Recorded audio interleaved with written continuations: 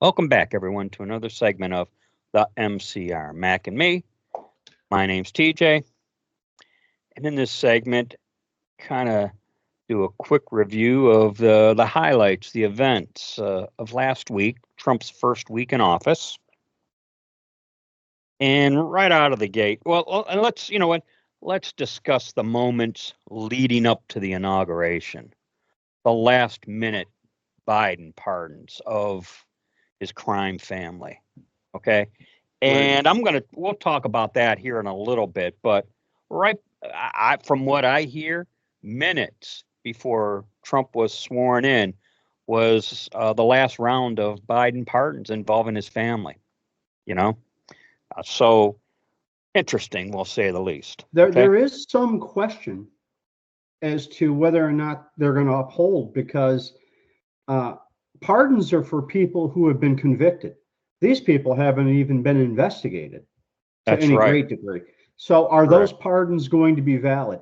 If I were Pam Bondi, I would challenge those and see where it takes. I mean, at the very least, will it ring my bell if Joe Biden's brother goes to prison? Not really, but I do think the American people ought to know that the criminal element that they put into the White House for 4 years, and then maybe we can find out what happened to the 15 million missing voters.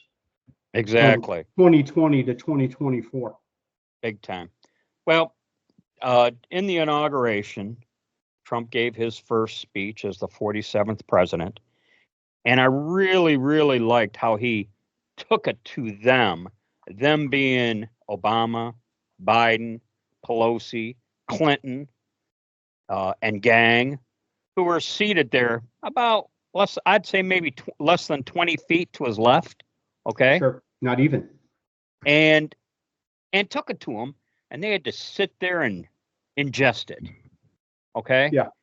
And I really loved it. I really loved that whole, and I was very okay with it being done on the rotunda for a variety of reasons, which we've mentioned in previous segment. Okay. After the inauguration, he ends up at the Capital One Arena. Okay. Where he starts signing executive orders. Mac, did you see what he was doing after he had signed the executive orders, or, he'd sign an executive order? Well, I heard him say something to the effect, "This is a big one," or something. He was taking I don't know what you're referring to specifically. No. The pens he used to sign the executive order, he was throwing into the crowd. Well, they do give those away, and it's a big deal to get one of those pens, I guess. Well, here, I guess, it was in a rally type setting. He's signing executive orders in a rally type setting. And then, of course, the pens he used to sign the executive orders, okay, he was throwing into the crowd, okay? Wow. Afterwards, he ended up at the Oval Office, where he commenced signing more executive orders. And I don't know about you, Mac, but I felt like I saw a different Trump.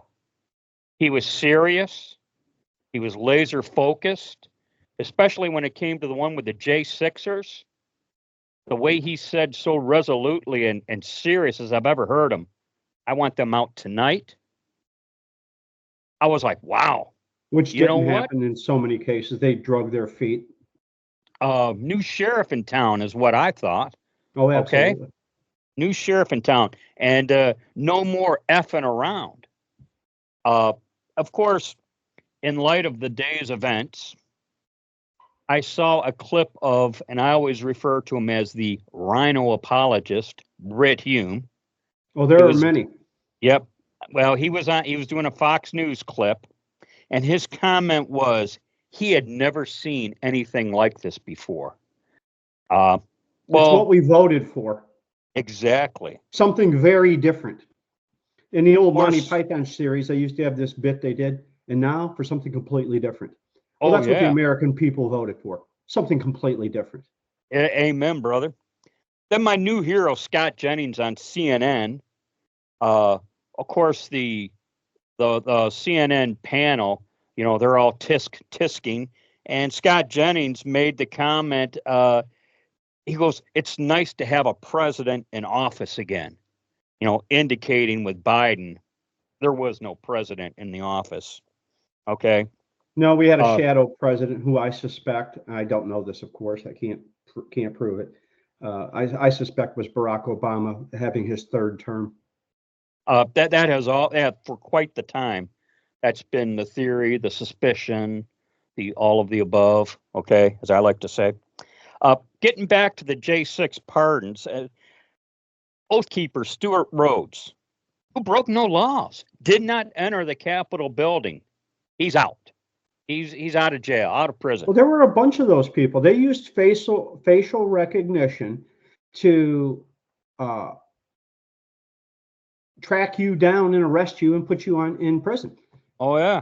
I mean, they did that to a grandmother who'd never entered the Capitol. Meanwhile, so what was her crime other than being there? Yeah. Meanwhile, Ray Epps, and everyone wants to know who the heck this guy is. He's walking around scot-free. Another person, he's kind of I think of him as part of the leadership of the Proud Boys, Enrique Tarrio, and I have talked about him in a previous segment. I want to say 1 or 2 years ago, quite some time ago. I have always, would I join, say, the Oath Keepers or Proud Boys? I don't know. I don't know if I'd join them, but I don't believe either of these two groups are the boogeymen that the liberal elite would want you to think they are. And Enrico Tarrio, especially when they give a free pass to Antifa and BLM and other such terrorist groups. Enrico Tarrio, and I sure hope I'm saying his last name properly, wasn't even in D.C. on January 6th. They still arrested him for some kind of conspiracy charge and put his ass in jail. So going back to these last-minute Biden pardons. Well, who did he conspire with? The FBI? Nancy Pelosi? Who did he conspire with, allegedly? Well, clearly somebody, they would tell you. Yeah. This is why I'm not going to say anything about the Biden pardons, because we're not even going to debate the J6, the Oath Keepers, the Proud Boys. They're out. They're out, and there's just no debate about it. Well, I have heard Rhino apologists saying shouldn't have let and J.D. Vance said this, shouldn't have let the violent ones out.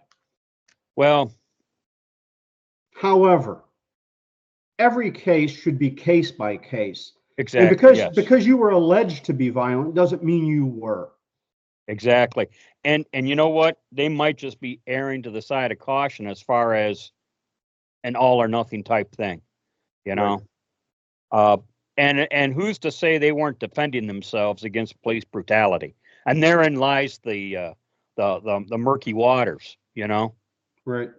I wanted to reference. I read it. The Gateway Pundit had a news article, because going back to the Biden pardons, where he was pardoning people that preemptively, we'll say, Liz Cheney, Adam Schiff, I think, got one. He did. Almost the entire Biden family. I heard one commentator say all but 3 family members. I don't know who those siblings and their spouses. And the reason, and Bill O'Reilly talked about this, why the spouses? Because these people have money they didn't claim on their taxes.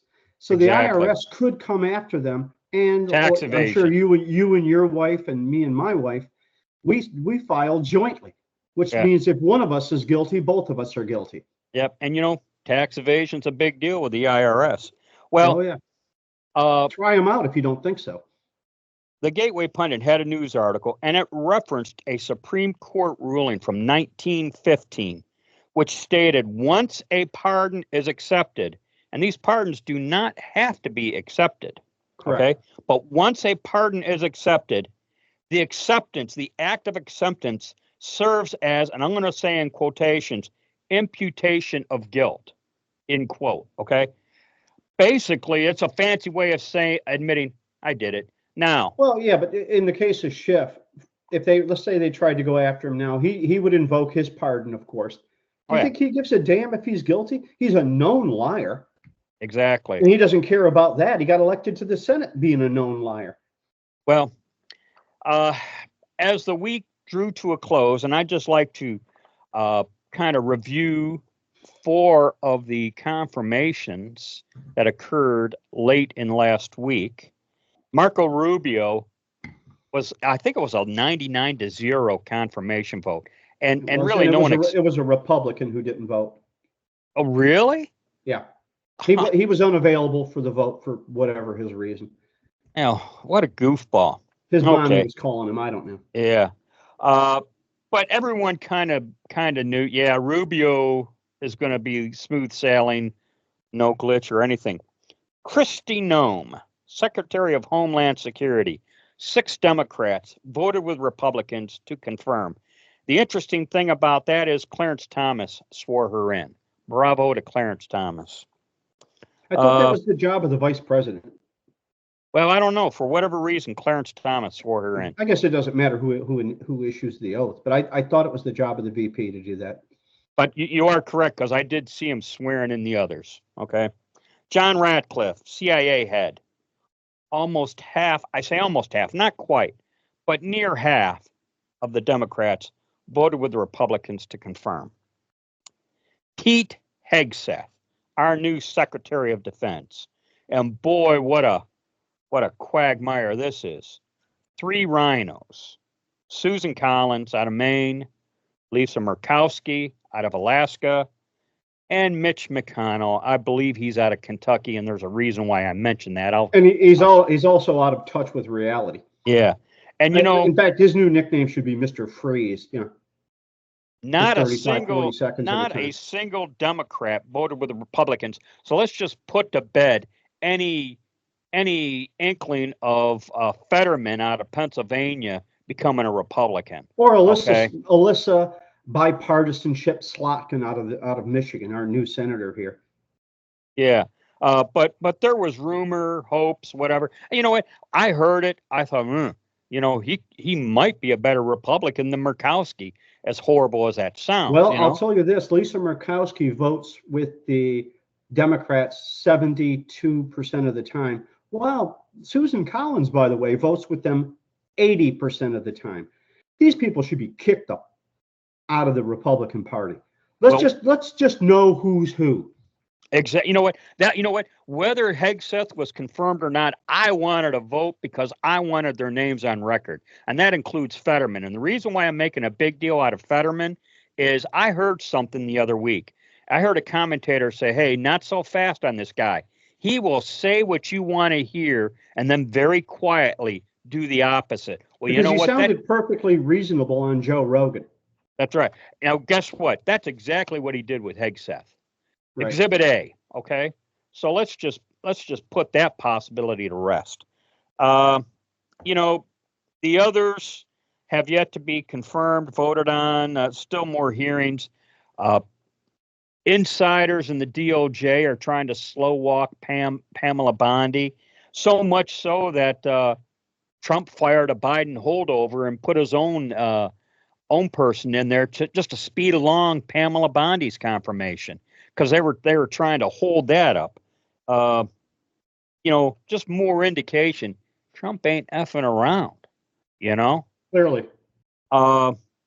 Let's see. News came out that Trump is going to try and terminate the 88,000 new IRS agents. Some have been hired, some have been not. So all hirings are on a hold, and whether or not he's able to terminate the newly hired ones remains yet to be seen. Okay. Greenland.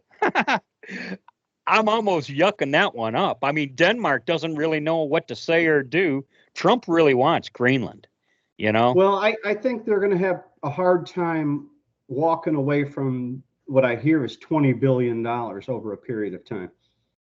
Well, aside from its natural resources, militarily, that would give us a heck of a blueprint of the Northern Atlantic. Okay. Yes, that is the goal, I do believe. That for me, that's almost more important than the natural resources, which of course we could put to good use. Let's see. I guess that's all I really have in review of Trump's first week in office. To quote again, Rhino apologist Brett Hume, we haven't seen anything like this before.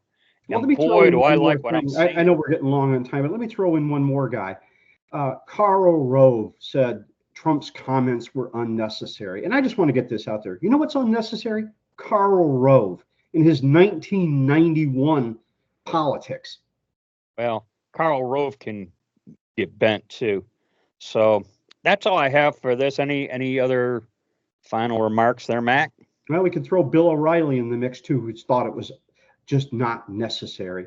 You know, Bill, quit trying to prop up yourself with your Bill virtue so signal. badly wants to be in with the Rhinos, I suspect. He does. He's an establishment guy at heart. He sees himself. He sees himself above everyone else, which he is not. He's a great historian. I will tell you, he writes some great books. I love his books, but he's as arrogant a son of a bitch that maybe has ever walked the earth. I 100% agree with that observation of yours. I personally have difficulty watching the guy. I mean, to be on our side would be a plus one, but for the information I get there. But I have difficulty watching him. I want to puke when I do sometimes. There you go. Okay, well, that's it for this segment, everyone. Thanks for your time. Thanks for your support. And catch us in the next segment. And as we always close with, be safe, watch your six, and don't tread on me.